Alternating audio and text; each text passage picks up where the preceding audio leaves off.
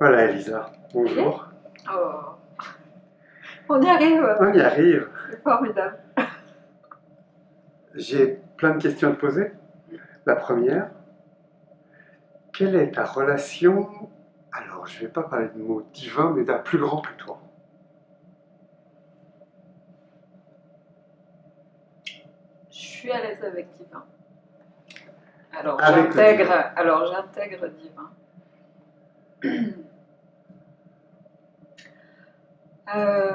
Quelle est ma relation au divin?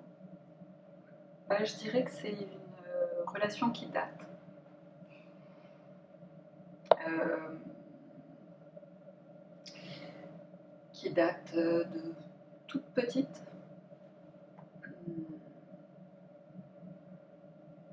J'ai jamais bien intégré l'idée que quand on est mort et qu'il ne reste plus rien.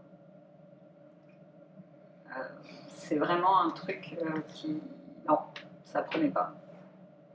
Et donc, ça m'a fait chercher qu'est-ce qui peut... s'il y a bien quelque chose, qu'est-ce qu'il y a. Et puis aujourd'hui, ma relation au divin, elle est quotidienne, elle est dans tout ce qui est, elle est nourrie le plus que je peux dans, dans tout. C'est-à-dire dans ma relation aux gens, dans mon quotidien, dans mon travail, dans ma pratique spirituelle, dans mes relations familiales, dans tout ça.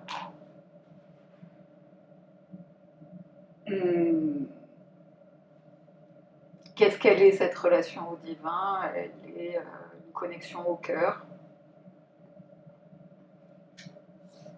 Ah, il va falloir que tu détailles. Ouais. Connexion au cœur, explique-moi. Je me doutais que tu n'allais pas te satisfaire de ça. Alors, elle est quoi? Elle est dans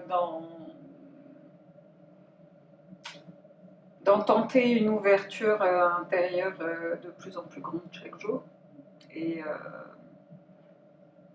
il y a 20 ans, j'ai commencé une pratique de méditation de Raja Yoga sur le cœur. J'avais 20 ans. C'était assez abstrait pour moi et j'ai envie de te dire qu'il m'a fallu 20 ans pour cerner un peu plus précisément ce que c'était et surtout expérimenter. Et, euh, et, et même pour aller plus loin, c'est vraiment très récent parce que je suis quelqu'un de peut-être un peu lent et qui est sur le chemin. Disons, je suis lent parce que j'ai le temps, donc ça va. Et c'est assez récent en fait pour moi de réussir à toucher un peu plus profondément ce que c'est que l'ouverture du cœur, ce que c'est que de nourrir le divin en soi, de ce que c'est que d'aller le chercher, de tout ça. Donc, je ne sais pas si je réponds bien à la question. Oui, Aide-moi si, non, mais si je suis à côté. non, mais j'écoute et je regarde avec attention ce que tu me dis. Euh, Ça me parle. J'aimerais être plus pratique pour une fois. Tu parles de pratique de yoga, voilà. Et alors on va aller un petit peu dans le cœur de la question, parce que je pose cette question à beaucoup de gens. D'accord. On appelle ça prier, méditer. Concrètement, qu'est-ce qui se passe et qu'est-ce qu'on en fait? Parce que être meilleur, on aspire tous à ça, et on aspire tous à cette paix, et à être maintenant. Franchement, je ne sais pas si j'ai commencé tout ça pour être meilleure. C'était. Oui. C'est moi qui. Ok. C'est moi qui mets des mots. pour progresser, et pour se sentir mieux dans sa vie, pour être plus en paix avec les gens qui sont autour de nous et avec nous-mêmes.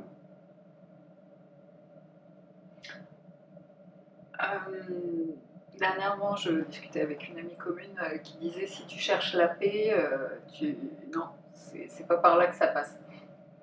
Et je crois pas avoir commencé tout ça pour chercher la paix, mais plutôt comme tout un tas de questionnements. C'est plus parti par des questions, tu vois, que par un sentiment de je veux être apaisé, je veux chercher la paix ou la paix intérieure, tu vois, tout ça, bon, peut-être moins ça. Concrètement, donc, c'est ça la question. Comment ça Oui, se passe? parce que la relation au plus grand que soi ou avec le divin, concrètement, c'est qu'est-ce qu'on fait? On lui parle, on se parle, Ah, comment est-ce qu'on approche, c'est qu'est-ce ça? qu'on approche, comment est-ce qu'on approche et comment on la vit. Qu'est-ce qu'on fait vibrer en soi et de quelle manière? Je poserai la question. Père Philippe, c'est simple, j'ai posé la question à Père Philippe Dautet qui me disait il faut prier. Alors, je lui ai dit c'est bien, dis-moi comment on fait. Mm. Je te- je- J'ai pas ces réponses-là. Enfin, c'est-à-dire,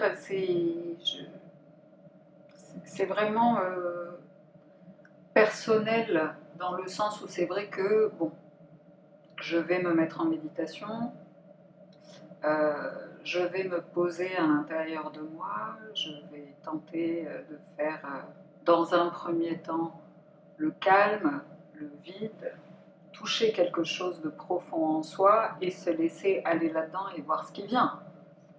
Tu vois, il va y avoir ça. C'est vrai qu'il y a aussi la prière, mais ça ne va pas être le même temps pour moi. Ça ne va pas être forcément à la même occasion. Ça ne va pas forcément être au même endroit.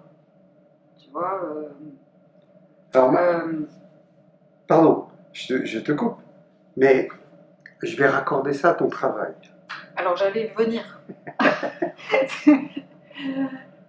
Et donc la méditation, la prière et l'application au quotidien.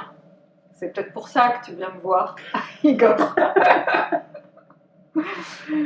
L'application au quotidien. Alors l'application au quotidien dans mon travail, où les gens ne viennent pas forcément me voir, pour une question de comment faire entrer le divin chez eux, parce que c'est ça qui est formidable.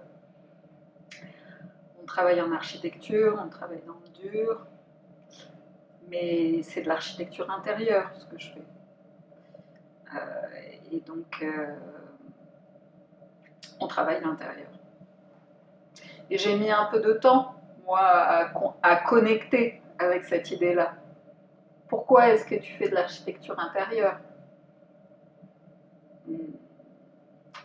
Et dans mon quotidien,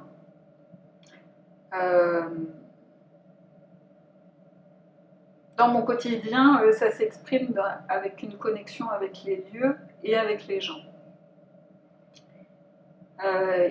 Et de plus en plus, en essayant de se libérer de la matière. Et pourtant, on travaille essentiellement de la matière. Et donc, c'est comment y parvenir. C'est comment y parvenir en essayant le plus possible de se déconnecter de son cerveau, de l'intellect, de la connaissance technique, tout ça, pour atteindre quelque chose de plus subtil. Et ce subtil-là, pour moi, c'est le divin. Et de plus en plus, c'est avec ça que je peux travailler.